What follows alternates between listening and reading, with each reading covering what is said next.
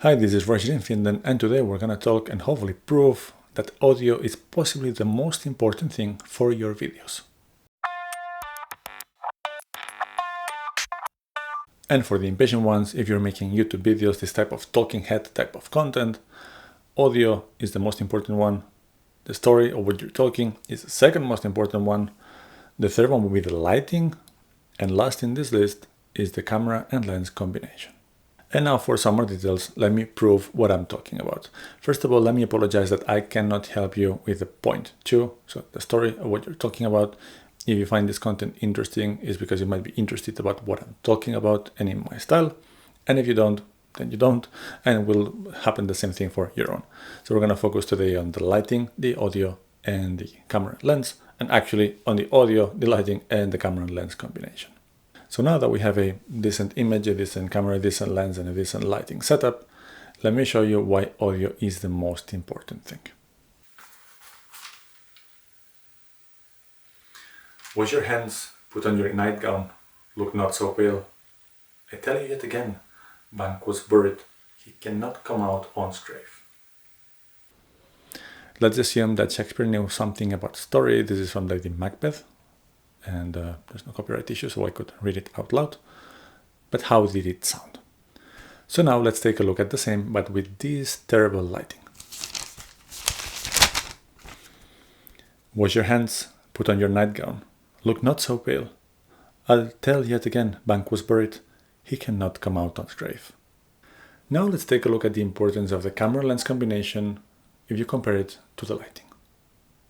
Now you're looking at a A6400, which is an APS-C camera with a Sigma 30mm f1.4, which is a very, very nice and very decent lens. It's fairly affordable, but it's a very good and very nice lens.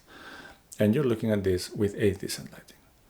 Now this image is from the Sony ZV-1, which is a compact camera, fairly new one, and a very good one, I must say, but it's still a compact camera, and it should be fairly different in terms of performance from the A6400 with that nice Sigma lens.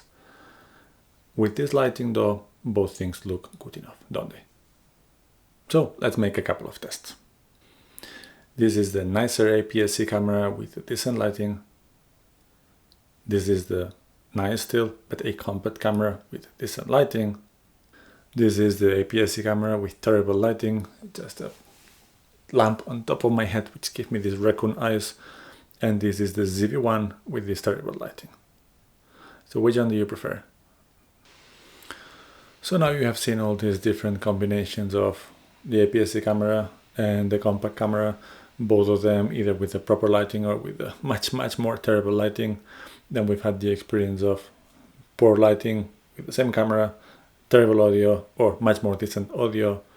I think that you will agree that if your video sounds good, you can live with the poor image.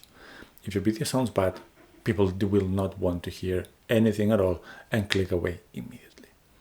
So summarizing, audio, get it sorted out. Second, the story, there I'm sorry, but you're on your own. Lighting and framing, you can use windows, you don't need fancy lights, but pay attention to how you look in the frame. And then finally, if you have a decent enough camera and lens combination and you have sorted out the audio and the lighting, you'll be just fine. And for context, this decent audio from today, it's a T-Bone EM800, that's a 40 euros microphone, and it's plugged into a Zoom H5. The light is the Godol FL100. I have a review on it as well with the softbox and the grid. The decent camera is the A6400 with the Sigma 30mm f1.4, and the compact camera has been the Sony ZV-1. Hopefully you'll learn something today. Hopefully you'll pay a little bit more attention to the audio in your future videos. And I have one confession which makes me feel a little bit like a hypocrite. The last video I released, which was the comparison of the ZV-1 and the Osmo Action as vlogging cameras, the audio was not great. I was using the Rode Wireless Go, which is a decent setup with a fluffy thing here on my chest, but it was very, very, very windy. The preamps of the Osmo Action were not fantastic. The ZV-1 are a bit better, but still the wind was coming and going. And here I'm talking now about audio being the most important thing for your setup and for your videos. In a situation like this, I have everything under control. I can choose the microphone, I can choose the placement of the microphone that applies. If you're out there, out and about and vlogging, it's more difficult, but still, if you put some attention to the audio and you try to get the best out of it, there's better chances that your video will be successful. So I hope you liked today's video. If you did, please like and subscribe, and we're gonna see you soon for some more content.